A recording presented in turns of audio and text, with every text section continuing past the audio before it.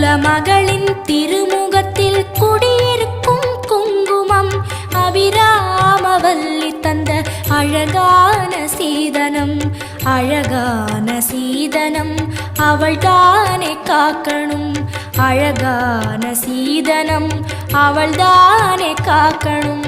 குங்குமத்த தேவி காத்திடுவா, மங்களத்த அவளே கூட்டி வைப்பா.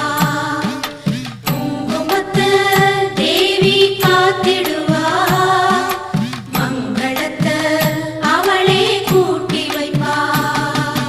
குலமகளின் திருமுகத்தில் குடியிருக்கும் குங்குமம் அபிராமவல்லி தந்த அழகான சீதனம்.